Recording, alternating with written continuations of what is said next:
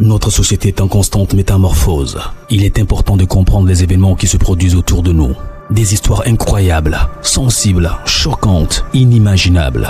Racontons les comportements des uns et des autres pour éveiller et exhorter à la vigilance. Le rendez-vous, c'est sur la chaîne de Rossi BGO. Continuez par nous envoyer vos histoires afin que nous puissions éclairer notre société sur les faits, des incidents et des événements à couper le souffle. Ne manquez surtout pas de nous donner vos avis sur les histoires que nous vous racontons, de liker, de commenter et surtout de vous abonner à notre chaîne Rossi BGO. Regardez, écoutez avec attention et tirez une bonne leçon. Bon visionnage. Bref, la famille, nous tous on a écouté le présentateur, ce qu'il a dit. Et aussi, il dit abonnez-vous, likez mes vidéos et sans oublier de partager mes vidéos. Je vous demande de partager parce que des vidéos ou soit des histoires que les gens m'envoient, c'est pour aider vie des gens, c'est pour sauver vie des gens. Moi-même, des histoires comme ça m'aide aussi à se méfier de la vie et aussi à prendre conscience. On n'a qu'à se dire la vérité. Aujourd'hui, voici, franchement, une autre histoire des hommes de Dieu. Je ne suis pas là pour faire la polémique des hommes de Dieu. Mais disons-nous la vérité. Les hommes de Dieu, s'il vous plaît, écoutez très bien cette vidéo attentivement. Écoutez très bien. Aujourd'hui, ce n'est pas vous seulement vous êtes attaqués. Surtout vos, je sais pas, vos femmes là, elles sont beaucoup attaquées même que vous. Parce que quand l'ennemi essaye de... C'est-à-dire, si l'ennemi même a essayé sur toi, ça ne marche pas là. C'est si ta femme, c'est-à-dire ton côté, ton deuxième, c'est-à-dire ta moitié. C'est si ta moitié maintenant, l'ennemi va se focaliser pour t'affaiblir. C'est si ta moitié là, l'ennemi va s'acharner pour t'affaiblir toi, l'homme de Dieu. Voici une histoire qui m'a été confiée par une dame que vraiment j'aimerais relater. Cette dame, elle m'a expliqué son histoire. Elle dit elle est la femme d'un homme de Dieu. Franchement, elle a été envoûtée. La distraction est rentrée dans son couple. Et c'est elle-même, je peux dire c'est elle-même parce que je peux accuser son mari et elle-même. La distraction est rentrée dans les couples et un jeune homme qui était dans le monde spirituel négatif, qui était dans ses pratiques vraiment, on dit culture, faut pas me blesser. Le français même, nous-mêmes là, nous on allait, attendez d'abord, mes frères, mes soeurs, français n'est pas encore fini, hein. Mais je vous dis ma chaise, s'il vous plaît ma chaise, je pense à ma chaise. Je veux une chaise confortable, pour bien bailler, pour avoir l'inspiration. Regardez chaise là même. Regardez chaise là. Chaise là, je ne sais pas si elle est placée dans le musée. Pour que les gens ont fait. Il dit ça là, c'est qui. Ça là, c'est une chaise marocaine. Hein. Donc c'est les Marocains qui nous ont. Qui ont fait que nous on est qualifiés. Donc là. Allez là. Maintenant, il y a mon deuxième nom. Hein. Donc, appelez-moi Rossi Mohamed. Ici, un Marocain maintenant, il m'appelle Mohamed. Donc, chaque Ivoirien a son nom marocain. Moi, il m'appelle Mohamed. Donc, la famille, ceux qui veulent vraiment m'aider à acheter une chaise, parce qu'il y a tellement de choses qui manquent ici à faire mes trucs pour que tout puisse être... parce que c'est pour cela qu'il ne fait pas de directs. À chaque fois, je mets quelques temps pour faire des directs. C'est parce que je ne suis pas bien organisé, parce que des choses manquent. Donc, je vais commencer sur la chaise et pour que je puisse vraiment progresser à faire des choses. La famille, la dame dit, elle et son mari, il y a eu vraiment des fights dans leur couple. Et c'est pour cela qu'un jeune homme qui pratiquait des trucs négatifs est rentré dans leur couple et détruit leur couple. Il dit, maman, comment? Elle dit, ah, mon fils, je suis la femme d'un homme de Dieu. Je ne peux pas dire pasteur, je ne peux pas dire prophète, je ne peux pas dire prêtre, mais c'est un homme de Dieu. Elle dit, moi, mon mari a une église, tout se passait bien. Mais moi, je sais un jour, je suis allé au marché acheter des choses pour la nourriture du soir. Lorsque je m'en vais faire le marché, Il y a un jeune homme qui s'arrête, qui vient me saluer. Ah, salut madame. Elle dit salut mon frère. Ah, vous êtes belle, hein? Elle dit merci. Ah, franchement, c'est pas pour juste vous, je ne suis pas venu vous draguer, hein. Juste, franchement, je vous ai vu dans le marché, vous êtes jolie et c'est pour venir vous apprécier. Elle dit, ah, merci beaucoup, franchement. Il dit, non, je ne suis pas venu vous draguer, mais ne mettez pas vos têtes là-bas que je suis venu vous draguer parce que c'est pas tout le monde qui vient apprécier ou pour dire, non, moi, je ne suis pas venu vous draguer, mais seulement je suis venu vous apprécier. Elle dit, ok, il n'y a pas de problème. Et le jeune homme a demandé, si tu finis de faire les achats, tu es véhiculé. Elle dit, non. Il dit, bon, d'accord, je vais t'accompagner. La femme dit, ok, il n'y a pas de problème. Vois-tu, si tu as refusé voiture à une femme, mais c'est un péché, tu es là, là. Ah oui, si elle a refusé pour dire, je vais passer que c'est un péché. Soit si elle est dans, elle voit que oui, ça c'est suspect là. Mais si elle dit, elle voit que il n'y a pas suspect dedans là. Tu lui as refusé, elle va te dire, mais lui a eu le maudit. Ah oui. Et cette dame, elle a fini de faire le marché, le gars même, le jeune homme a attrapé sachet pour faire tout ça là, là ce qu'elle pouvait acheter, elle a acheté. Ils sont allés dans la voiture du jeune homme. Le jeune homme allait l'accompagner. Lorsque ils étaient dans la voiture, la femme a dit, ah, moi je suis mariée. Il dit, oui, bon, moi je ne suis pas venu te draguer, mais c'est seulement, tu m'as plu, tu es jolie, franchement, on peut être amis. Moi, c'est amitié seulement, il cherche. La femme dit, ok, il n'y a pas de problème, amitié, sans rien penser d'autre chose, il n'y a pas de problème. Elle a accepté, elle a ignoré, elle dit, il n'y a pas de problème. Lorsqu'elle arrive à la maison, elle dit, elle n'a pas dit ça à son mari. Mais elle et le jeune homme, ils ont échangé le numéro. Chaque soir, de temps en temps, elle cause en testo avec le jeune homme. Un peu, le jeune homme lui dit, tu es jolie, tu ressembles à ma soeur. Franchement, ma soeur n'est plus ici, elle est là en Europe. Mais vous ressemblez deux gouttes d'eau. Franchement, mais si c'était là, les gens se ressemblent. Elle me dit, quand le jeune dit ça, elle est contente, etc. Vraiment, de temps en temps, le jeune homme faisait les Orange Money, tout ça là. Elle dit, c'est quelle amitié ça, oh. Oh, à ce temps, l'homme de son mari même, il prie. C'est un homme de Dieu, il prie. Il prie pour les gens, il prie pour lui-même, il prie pour sa famille. Mais il n'était pas trop concentré sur lui-même, sa propre famille. Il n'était pas concentré dans la prière de sa femme. Il était beaucoup distrait. Et du coup, le jeune homme, Jah, il a vu l'étoile de cette femme qui était mariée. Or, cette femme, l'étoile de cette femme-là, à lui, c'est pratique qu'il fait là. Si il m'adouille la femme tombe dedans. Là, il pouvait utiliser l'étoile de la femme, lui, pour prospérer. Donc, comment lui, il a mis ses stratégies en marche? Parler, causer. Un jour, la femme l'a invité pour dire, ah, viens à l'église ici où mon mari prêche là, viens. Le jeune homme, il ne s'est pas inquiété, il s'est déplacé, il est venu dans l'église. Calmement, au calme quoi, tranquille. Cuite s'est passé, il est parti. Deuxième dimanche, il est venu encore pour faire plaisir à la femme. Voilà, quand c'est comme ça, la femme, elle est heureuse. Troisième dimanche, au fur et à mesure, les gars causaient. La fille, un coup comme ça, la femme en question, elle dit, Rossi, je ne sais pas, c'est quoi qui m'a poussé. J'ai dit à mon mari que non, je ne veux plus cette relation-là. Oh, on a 3 enfants. Il lui a dit, je ne veux plus cette relation-là. Le mari demande, elle dit, non, je ne sais pas, que je ne sens plus. Je ne sens plus les sentiments, je n'ai plus l'envie. Ah! Son mari dit, mais qu'est-ce qui se passe? Elle allait prendre les papiers de divorce. Le mari dit, ne divorce pas. La femme dit, il faut divorcer. Le mari dit, moi, je ne vais pas divorcer. Sa femme s'est fâchée. Quand elle est partie. Lorsqu'elle part chez elle met ses parents, elle dit, elle est partie sur le jeune homme là, directement. Elle dit, le jeune homme vivait sur 2 chambres salon. 2 chambres salon, lui vivait avec sa servante. Tu vois la maison, classe, tu arrives là-bas, tu dis, Seigneur, il était ordonné même. La femme même ça, ordonné, bien placé.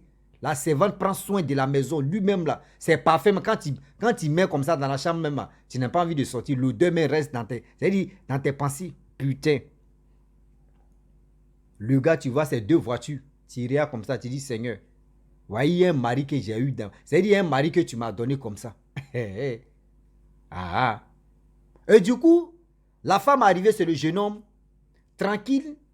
Là, le jeune homme a décidé de dire à la servante que ah, tu peux rentrer maintenant parce que là, ma copine vient d'arriver. Franchement, faut partir, c'est elle qui va s'occuper de tout. La servante aussi, elle est partie. Le monsieur, il était né à nez maintenant avec la fille. Avec ça, elle dit qu'elle est arrivée chez le jeune homme. C'est de temps en temps, parce que le jeune homme lui donnait de l'argent. Quand elle veut faire transfert, quand elle veut envoyer de l'argent Orange Money ou MTN Money comme ça, à ses enfants, c'est là elle met la puce que son mari connaît là. C'est là elle connaît ça et elle cause avec son mari pour dire non que je vais envoyer de l'argent aux enfants. Donc, lorsque elle envoie, elle dit bon d'accord, j'ai fini, tu as reçu, il dit oui, il coupe. Elle coupe, maintenant elle enlève la puce. Elle met le numéro que son mari ne connaît pas. Quand elle-même veut causer ses parents, elle met la puce que tout le monde connaît là, elle causait ses parents. Ses parents lui disent donc où tu es allé mettre tes pieds là-bas là, c'est pas bon. Elle ne veut pas comprendre. Tellement qu'elle était envoûtée. Tellement qu'elle était envoûtée de ce jeune homme là. Tellement que le jeune homme l'a beaucoup envoûté. C'est-à-dire le jeune homme l'a emballé comme ça, à envoûtement. Et du coup, les jours passent. La fille en question, elle prie beaucoup là.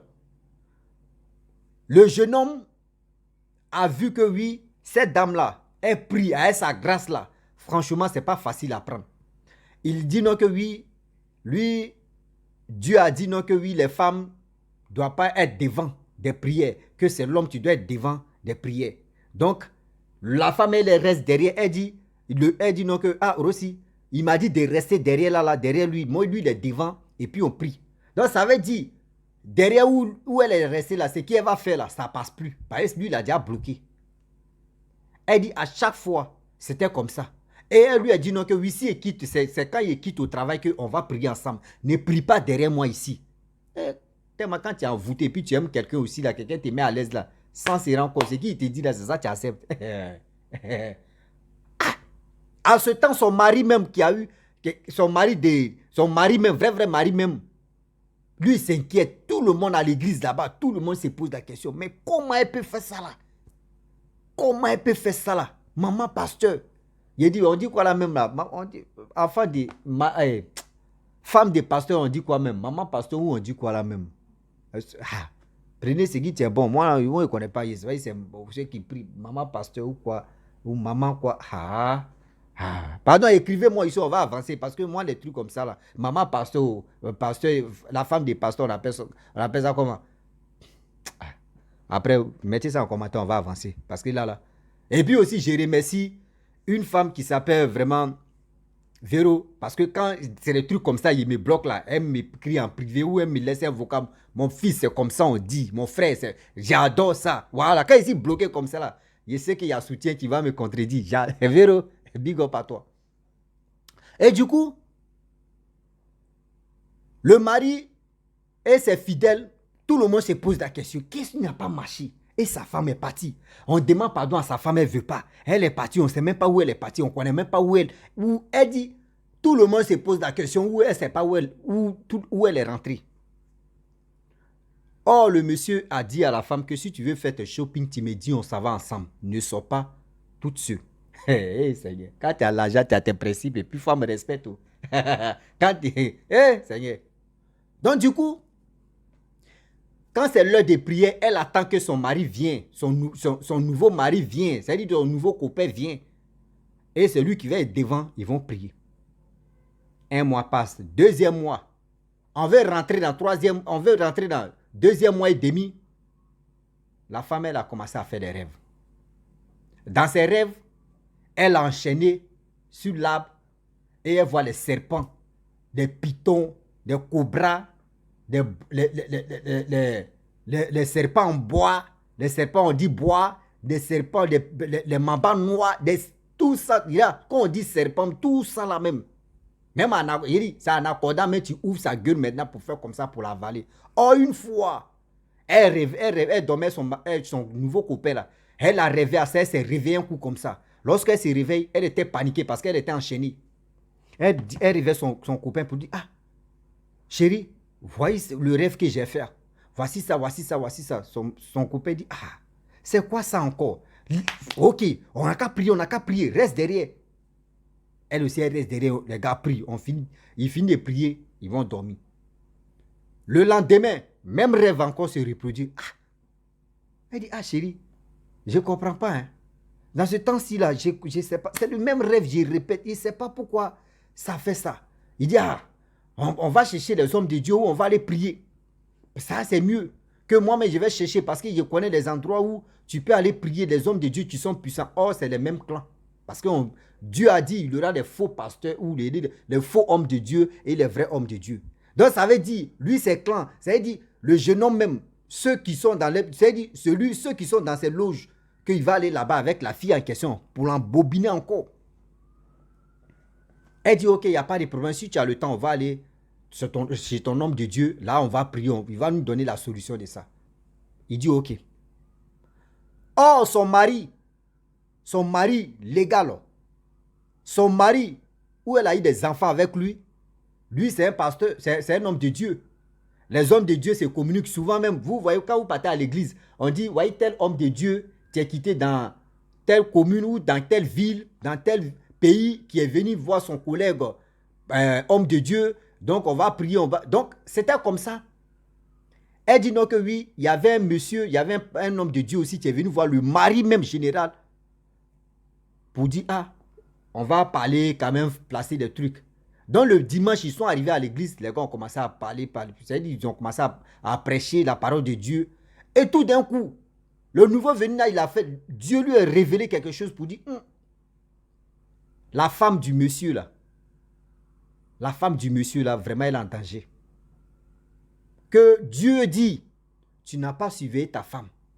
Pas pour dire non qu'il faut suivre ta femme à chaque fois, oui, le message que tu as reçu là, c'est qui t'a envoyé le message. Non, quand tu pries, il faut prier pour ta femme aussi. Quand tu pries pour tout le monde, n'oublie pas aussi pour ta femme. Il faut te concentrer parce que l'ennemi, s'il te guette, il n'arrive pas là, c'est ta femme, il va s'enchaîner. Que Dieu dit, tu as été distrait.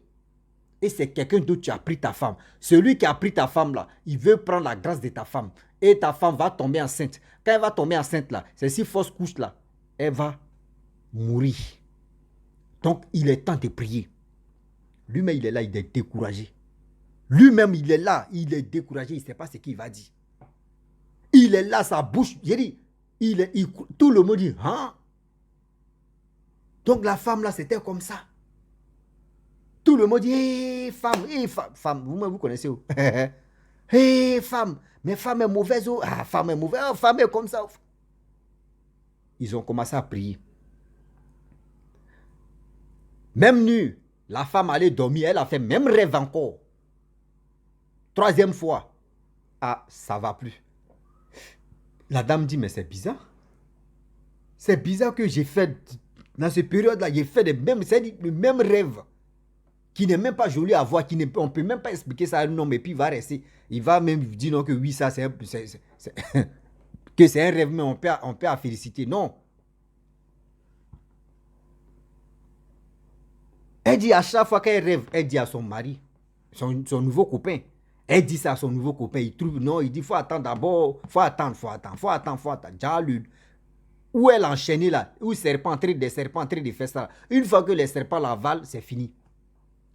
Oh, les prières que son mari même légal en train de faire avec ses compagnons et aussi ses fidèles d'église, sont en train d'empêcher les serpents même qu'elle voit dans le rêve, l'avalent.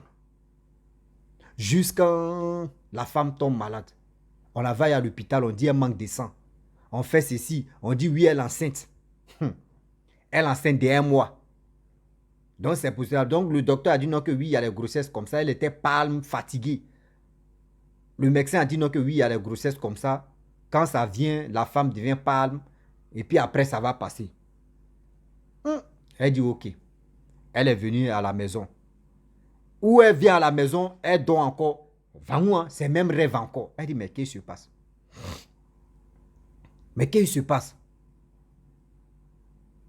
Elle ne se sentait pas bien, elle s'est retournée à l'hôpital.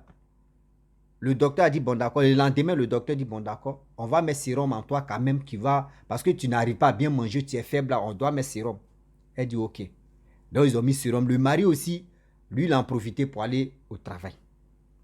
Lorsqu'il part au travail, il finit le boulot, il vient à la maison, il finit de manger, il vient voir sa femme. Et après, il dit non, qu'ils l'ont appelé, il y a un rendez-vous. Rendez-vous à minuit. Elle dit, ok, il faut aller dans ton rendez-vous, en réunion là, si tu finis, tu viens. Il dit, il n'y a pas de problème. Or, c'est ce jour-là, genre, c'était à son final que la femme meurt.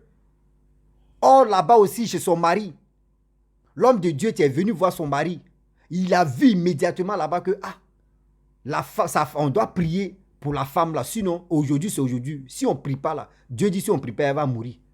Parce que si le lit où elle est couchée là, c'est pas bon. La femme, vous savez, quand on met sérum en toi, tu dors. Donc, quand ils ont mis sérum, elle a commencé à endormir. Elle a fait un rêve. Le rêve, maintenant, serpent là voulait l'avaler. Or, les prières que les gars faisaient là-bas dans la paroisse, dans l'église là, empêchaient que les serpents qui voulaient l'avaler là, il y a une main qui est sortie là-bas, venir découper les serpents là. La femme s'est réveillée, tellement que prier même était prié. La femme s'est réveillée sur le lit d'hôpital là. Sérum était déjà fini, le médecin est venu enlever. Elle s'est mise en genoux, elle a prié. Elle a prié. C'est-à-dire, on prie ici, on prie de l'autre côté, on prie ici, on prie de l'autre côté, on prie ici, on prie de l'autre côté. Et les hommes de Dieu ont dit non, que c'est bon maintenant que la mission est accomplie. Que Dieu dit, il n'aura plus rien, mais ta femme va revenir. Il dit, moi-même, je ne sais même pas où elle est d'abord. Il dit, Dieu dit, ta femme va venir. Tu as la foi? Il dit, oui, j'ai la foi. Il dit, ok, calme-toi. Oh, le monsieur, quand les gars priaient, le monsieur qui allait dans son rendez-vous de minuit là, à partir de 1 heure, lui il rentrait, il a senti qu'il y avait quelque chose. Lui il revenait maintenant directement voir sa femme à l'hôpital. Il y a eu embuscade. Vous connaissez les bouchons de l'Afrique. Tout le monde veut quitter là. C'est-à-dire, il était bloqué, mais d'embuscade. Tout ça là, c'est Dieu qui a fait ça. Il était bloqué d'embuscade. Buscade de quoi? De plus de 30 minutes. Il était bloqué, buscade de 30 minutes.